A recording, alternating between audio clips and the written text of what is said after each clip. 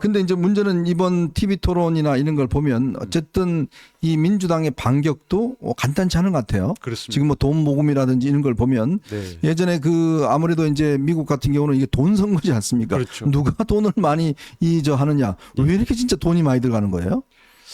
뭐 가장 미국에서 제가 뭐 미국 생활을 오래 하지 않았습니다만 제일 많이 들어간 역시 이제 그 TV라든가 네. 또 SNS 광고 비용으로 가장 많이 들어가는 것 같습니다. 그죠? 그래서 뭐 사실 그 가장 경합되고 있는 그 경합주에서 가장 큰 펜실베니아 주 같은 경우에 지난 3월부터 그 공화당이 투입한 광고 비용만 1,000억 원이 넘는다고 하고 있습니다. 예. 근데 펜실베니아가 왜 이렇게 경합주가 된 겁니까?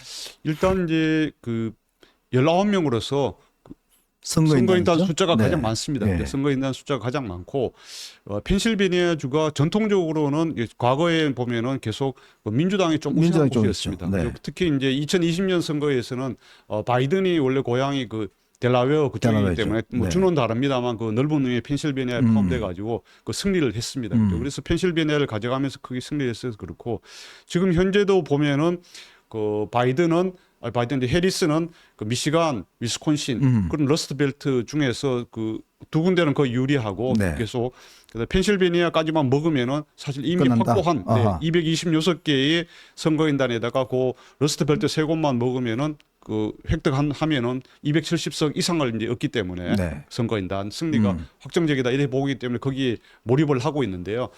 지금 문제는 펜실베니아주 같은 경우에 그 잘 아시는 대로 이른바 셰일가스, 셰일가스로 이제 그 생계를 유지하고 석유 산업, 셰일가스 산업이 큰 곳 중에 셰일이 하나인데 이제 우리가 어떤 기존의 네. 원유 같으면 이제 밑에 있는 원유를 뽑아내는 건데 이거는 모래층과 같이 그렇죠. 섞여 있는 거죠. 그렇죠. 그래서 이게 굴착 네. 비용이 굉장히 많이 들어서 그렇습니다. 그동안은 사실 안 개발했지 네, 않습니까? 환경 파괴 위험 때문에 네. 그죠 그 지하에 있는 안반 그걸 파괴해서 그 끄집어 올려야 되기 때문에 이른바 수압 화세법이라 해가지고 네. 프래킹이라고 하죠.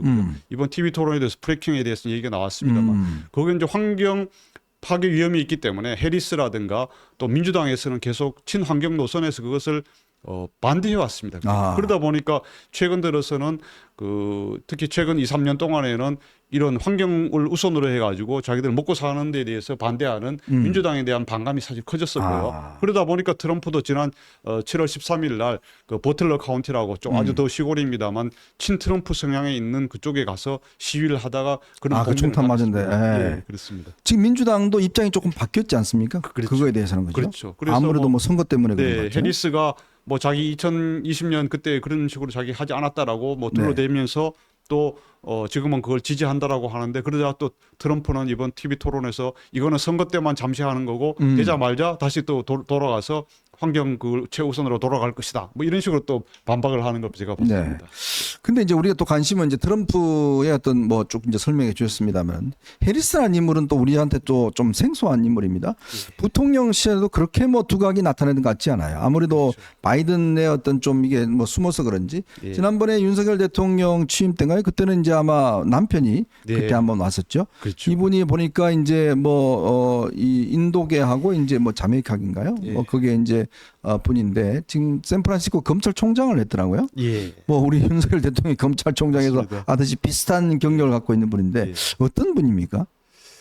해리스가 뭐 그런 점에서 사실은 미국 제대로 된 오래된 이제 숙성된 정치인은 아니죠, 그죠? 네. 말씀대로 검찰총장이래 하다가 또 이제 그 바이든 대통령 될 무렵에 부통령 후보로서 또 여성이라든가 또 유색 인종을 하는 것이 자기들의 어떤 이른바 그 아이덴티티 폴리틱스 하는데 매우 유리하다 이래가지고 이제 이 진짜 운 좋게 역시 해리스가 그 됐는데 사실 1대1로 지금까지 인터뷰를 한 적이 한 번도 없지 않습니까? 아 그래요? 네. 왜 인터뷰를 못 하죠?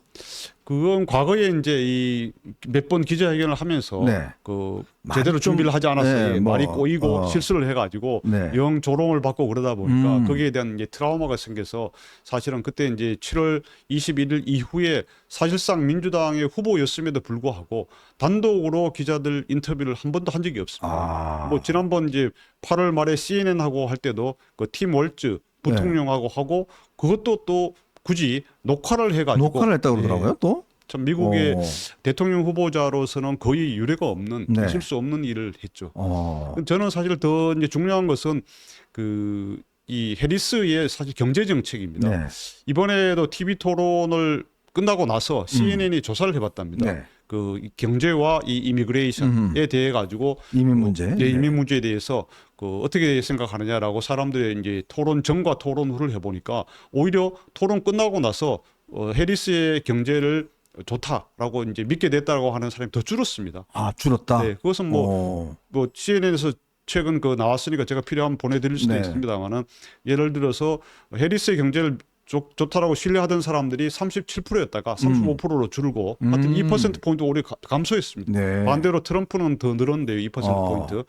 이것은 왜 그러냐 하면은 해리스의 경제 정책은 이른바 그 오퍼튜니티 이코노미라 해서 그 중소기업들이라든가 네. 스타트업들 이런 걸 많이 키우겠다는 거예요. 네네. 2,500만 개의 중소기업들을 양성하겠다는 것인데 이걸 위해 가지고 스타트업에 대해서 5만 달러의 그 세액 공제를 하겠다. 네. 그리고 신생아가 태어날 경우에는 뭐 6천 달러의 또 크레딧, 텍스 크레딧을 주겠다. 뭐 이런 식인데요. 사실 이게 그리고 물론 초부자에 대해서는 세금을 또 과세하겠다 이런 걸 네. 하고 있습니다. 그리고 기업 법인세가 현재 21%인데 이것을 28%로 높이겠다 이런 아하. 식입니다. 근데 여기에 대해서 미국 사람들이 꿰뚫고 있는 거죠. 과연 이렇게 해서 미국 경제가 살아날 수 있을 것인가? 그것은 매우 회의적이다. 저는 거기에 대한 실망감이 있다고 봅니다. 네. 왜냐하면 잘 아시는 대로 지금 미국하고 가장 경제 경쟁을 하는 데가 어디입니까? 중국이지 않습니까? 중국이죠. 중국에는 엄청난 대기업들이 커지고 있는 거 아닙니까? 맞아요. 화웨이라든가 네. 또 배터리 세계 최고 기업인 CATL, 뭐 바이두도 있고. 그죠? 뭐죠. 바이두 또 뭐 알리바바, 네. 텐센트, 그죠? 그리고 드론 세계 제1인 뭐 DJI 뭐 등등 그죠? 다 이렇게 세계적인 글로벌 초기업들을 키워가지고 큰 대기업, 초기업들 중심으로 그렇죠. 하는 거죠. 이 사실 해리스 이렇게 작은 중소기업들, 자영업자들 뭐 5천 달러 아니면 5만 달러, 6천 달러 이거 줘가지고 또 스타트업들이 제대로 커진다는 한참 또 보장도 없지 걸리잖아요. 않습니까? 예. 네. 100개 중에서 뭐 두세 개 될까 그럼요. 말까인데 그죠? 사실 거기에 대해서 사람들이 미국 사람들이 우리나라 사람처럼 한국인들은 좀 다른 겁니다. 그걸 분별 있게 보고 있는 거고 반대로 트럼프는 이제 현재 법인세가 21%인데 이걸 15%로 낮추겠다는 낮춰서. 겁니다. 그리고 일론 머스크라고 하는 세계적인 그리고 창조적인 혁신 기업인을 그 뭡니까? 가버먼트 그 이피션시 커미션 맞아요. 뭐 정부 채용하겠다고 효율성위원회의 위원장으로 해가지고 이 불필요한 규제라든가 이런 걸 모두 없애겠다는 겁니다. 미국 국민들이 봤을 때 누가 더 효과가 있을 것 같습니다.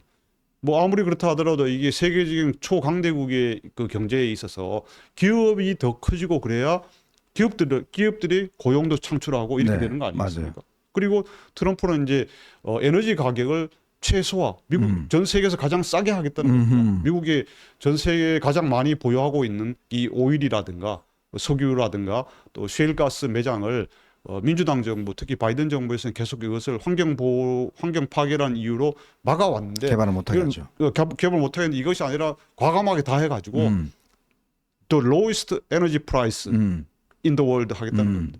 그렇게 함으로써 이렇게 가격이 싼 그걸 공급할 때 미국이 제조업 허브로서 쓸 수 있다 이겁니다. 왜냐하면 상당히 이거는 일리가 있는 것이 그 자체가 원가 경쟁력의 가장 큰 그게 되기 때문에 미국으로서는 미국 경제가 더 확실하게 살아갈 수 있는 방법이다 이렇게 봅니다. 그래서 뭐 다시 말씀드리자면은 이 대선이 이제 한 50일도 채 안 남았습니다만 투표하는 날이 지금 사전 투표도 하고 있지만은 이런 국민들에게는 역시 경제 문제가 큰 그게 변수가 되지 않겠습니까?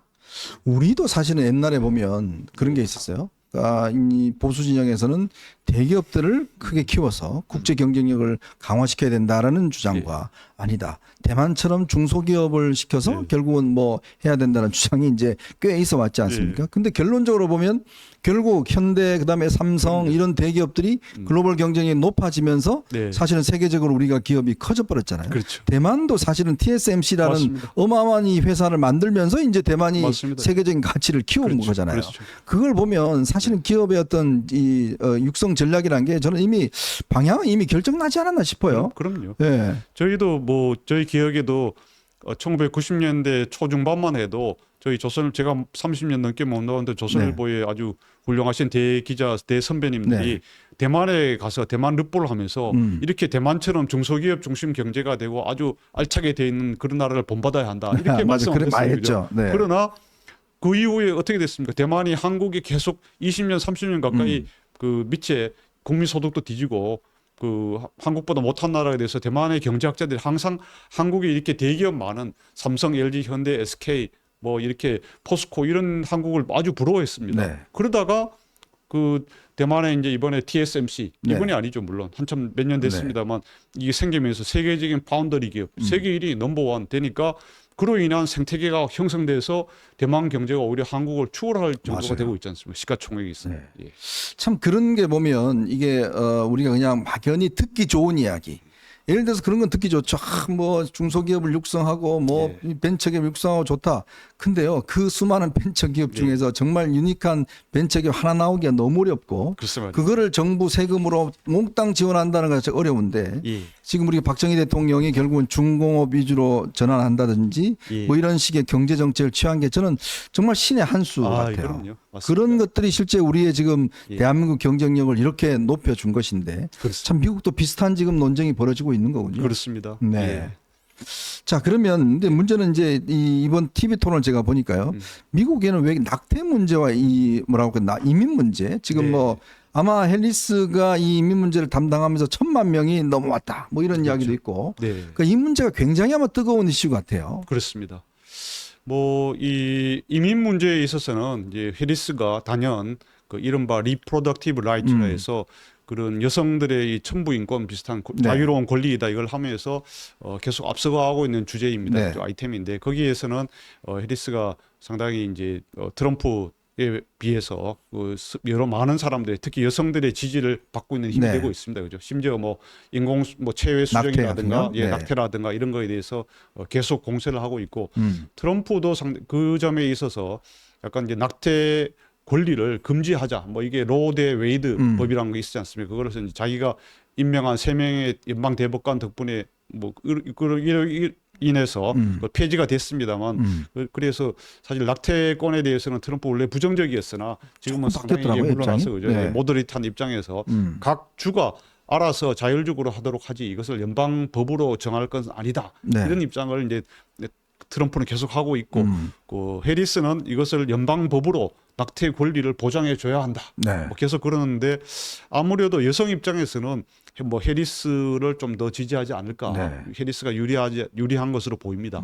그런데 이제 또 다른 이슈인 그 이미그레이션 불법 이민 문제에 있어서는 사실은 이제 물론 이제 이 중남미에 불법 이민자들이 많이 와서 요즘도 중국 사람들이 그렇게 많이 간다면서요? 맞습니다. 네. 예. 뭐 몇십 배가 늘었죠. 그죠? 근데 이제 뭐 작은 저임금 노동자들이 많이 생기기 때문에 뭐 미국의 자영업자들에게는 오히려 좋다. 이렇게 또 반박하시는 분도 있긴 있습니다만은 그 불법 이민자들이 많이 옴으로 인해 가지고 네. 미국의 치안이라든가 범죄가 안 좋아지는 건 사실입니다. 그렇죠. 그죠? 그리고 이번에 TV 토론에서도 문제가 됐던 오하이오주 스프링필드에서 그 IT에서 온 네. 이민자 불법 이민자가 맞아요. 고양이 개와 고양이를 뭐- 먹었다 그런 게 있는데 그게 하여튼 뭐 그런 게 이제 페이스북에 그죠? 네. 자기 신원을 밝히지 않고 그걸 그런 기사가 나오긴 나왔던 것 같더라고요. 그죠? 근데 이제 트럼프는 계속 그것을 좀 과대해서 이민자는 아니다. 뭐 하여튼 근데 그렇죠. 그런 사람은 있었다. 있었다. 뭐 이거죠, 그죠? 예, 그 두 근데- 개를 결합해니까 그렇죠. 이제 이민자가 예. IT 이민자가 예. 그거를 잡아먹었다. 예. 뭐 이렇게 이제 그렇죠. 이야기 되는 근데 거죠. 이제 그럴 가능성은 있는 거죠. 네. 가능성이 있고 미국 그 현지 주민들이 거기에서 그걸 가지고 이제 뭐 직접 먹을 사람 사실 별로 없는데 그 이민자들은 아무래도 경제적으로 힘드니까 뭐 그렇게 먹을 수 있는 거 아닙니까? 그걸 뭐 예. 입간판으로 막 만들어 놓고 그러니까 참 선거란 게 그렇습니다. 어떤 큰 묵직한 이슈보다는 예. 그런 이슈 하나가 어떤 판도를 많이 바꾸고 지금도 보면 트럼프 같은 경우는 주로 이제 이 우파 쪽에 아주 이런 이야기들을 참 뭐 터무니없는 이야기를 많이 하는 사람들 이런 사람들과 또 만나기도 하고 그러더라고요. 그렇죠. 예. 우리도 보면 뭐 민주당의 뭐 장경태나 이런 것처럼 예. 뭐 택도 없는 이야기를 하는데 그게 이제 어쩌면 대중의 심리가 자극을 되면서 마치 사실인 것처럼 되고 그렇죠. 실제 그게 선거 이슈가 되고 그렇죠. 이런 게 참 지금 되게 아주- 있는 것 같아요. 근데 이제 한 가지 우리가 좀 유념해야 될 것은 그 우리나라는 사실 한국은 땅덩어리가 좁고 네. 그 미국의 뭐 한 개 주가 아니라 뭐 엄청 좁은 데죠, 그죠? 그런 네. 데 비해서 미국은 그나마 아주 땅이 넓습니다. 땅이 넓고 그러다 보니까 한국 사회 같은 경우는 뭐 하나의 뉴스에 가지고 민심이 이리 갔다가 저리 갔다가 확 바뀌지 않습니까? 그렇죠. 그죠? 말 한마디에 따라 가지고 우리는 좀 이렇게 뭐 중도층이 폭이 더 넓은 그렇죠. 거죠. 네. 그리고 우리는 이제 그런 쏠림 현상이 심한 데 비해서 미국 사회에서는 그런 것은 저는 상대적으로 덜하다. 네. 단 그것을 전달하는 우리 언론들이 그렇게 한국 사람, 한국 사회에 그렇게 투영시키고 있을 뿐이다. 네. 저는 그렇게 생각합니다. 어. 실제 미국 사회에서는 그 미국 사람들이 특별히 더 똑똑하거나 더 이 신중해서라기보다는 사회 자체가 그런 언론에 아니면 그런 뭐 말 한마디 또는 뭐 기사 몇 줄에 의해서 흔들릴 정도가 아니다 이겁니다. 예. 참 다르군요. 자, 네. 그러면 이제 우리가 최대 관심사는 결국은 앞으로 이제 우리 한반도와 그다음에 미국에 누가 대통령이 됐을 때 이제 어떤 득실이 있을까? 이제 이 문제가 제일 이제 관심이지 않습니까? 네. 그러니까 트럼프 같은 경우는 아까도 말씀하셨지만 트럼프가 김정은하고 뭐 나 사이 좋게 지내고 있다. 뭐 그런 이야기 계속 강조하잖아요. 네. 그러면서 그걸 걱정하시는 분이 있는 것 같고 해리스 같은 경우는 아무래도 바이든의 정책을 그냥 승계를 할 것 같다는 것 같고 예. 우리 송 교수님 보시기에 어떻습니까? 어떤 트럼프가 될 경우에 음. 한반도 정책은 어떻게 될 것 같습니까?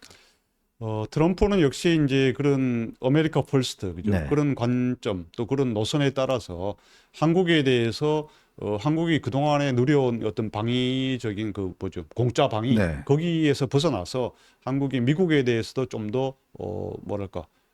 비용을 내라. 돈을 더 내라 이거죠. 돈을 내라 네. 또는 같이 이제 한국과 미국이 같이 힘을 합쳐서 방위를 하기 위해서 한국이 건설적 역할을 좀 더 많이 해달라 그런 얘기를 할 것 같습니다. 네. 반대로 이제 해리스 역시 그런 얘기 요구는 좀 상대적으로 적게 하겠지만은 뭐 한미일 공조, 삼각 공조를 계속하자 이런 식으로 할 것으로 예상돼서 사실 한국의 시민들이나 또 정부 관료들 입장에서는 뭐 바이든 2.0과 가까운 그 해리스가 되면 편하죠. 편하긴 편하고 트럼프가 되면 워낙 이분은 이제 예측 불가능하니까 이리 갔다 저리 갔다 또 그 다음에 무슨 요구를 할지 모르니까 노심초사하고 그래서 우리나라 외교부 관리나 그 국가안보 분야 분들은 트럼프 되는 것을 매우 부담스러워하고 있는 건 네. 사실인 것 같습니다. 근데 이제 문제는 이 핵무기와 관련해서 일부에서는 이제 트럼프가 될 경우에 조금의 우리의 어떤 자율적인 여지가 좀 더 크지 않을까라는 그런 견해도 있거든요. 전술핵 배치라든지 이런 것들이 지금 아무래도. 북한이 보면 뭐 지금 계속 이제 김정은이 지금 본인의 그 우라늄 농축 시설을 공개하고 막 지금 하고 있지 않습니까? 그렇죠. 그런 면에서는 트럼프가 좀 더 우리에게는 그렇죠. 이용할 수 있는 여지가 있겠다. 뭐 이런 이야기도 있습니다. 그렇습니다. 트럼프는 매우 이 프라그마티스트, 그 실용주의자이고 또 아주 플렉서블한 입장을 갖고 네. 있습니다. 뭐 그러다 보니까 굳이 한국이 원한다면은 핵에 대해서 이제 절대 반대하지 않고 뭐 할 수 있으면 해보겠다. 뭐 이런 네. 약간의 오픈된 입장을 갖고 있는 게 사실입니다. 그죠? 그렇기 때문에 한국이 미국에 대해서 뭐 방위 분담금을 대폭 올려준다든가 네. 또 다른 트럼프의 요구를 맞춰주면서 핵무기에 있어서 약간의 이제 우리가 양보를 얻을 수도 있을 공산 여지는 많이 있다고 봅니다. 네네. 그러나 현실적으로 NPT 체제란 문제가 있고 또 한국에 대해서만 핵무장을 허용할 수는 없는 상황이고 또 일본도 있기 때문에 그렇게 되면은 한국과 일본이 동시에 핵무장이 되는 거고 해야 될 그런 가능성이 높고요. 네. 또 심지어 대만도 자기도 그럼요. 그렇게 지금 위험하니까요. 사실 보면 이렇게 되면 아시아 전체에서 핵무장 도미노가 생기기 때문에 실제 트럼프의 의도 또는 의사와 또 레토릭과 상관없이 우리나라가 트럼프 아니라 다음 4년 동안에 쉽게 핵무장 또는 핵으로 갈 수 있느냐 그거는 또 다른 문제가 아닌가 저는 네. 그렇게 생각합니다. 네, 하여튼 뭐 보면 이제 오늘 아주 저희가 뜻깊은 이야기를 많이 들은 게 그동안 우리가 가지고 있었던 미국 선거 특히 트럼프 후보에 대한 좀 편견들이 많이 있었습니다. 저 사람은 뭐 막말만 할 줄 알고 그냥 그냥 거짓말만 밥 먹듯이 하고 뭐 이런 사람인 것처럼 인식이 되어 왔는데 오늘 송 교수님 이야기를 쭉 들어보면 또 이 책에도 자세히 나와 있습니다만은 절대 그런 게 아니다. 트럼프가 가지고 있는 이 미국 사회 내에서 가지고 있는 그런 여러 가지 부분들에 대한 장점, 왜 그 공화당과 많은 국민들이 지지할까? 아마 그 이유들을 조금 이제 설명을 해 주신 것 같아요.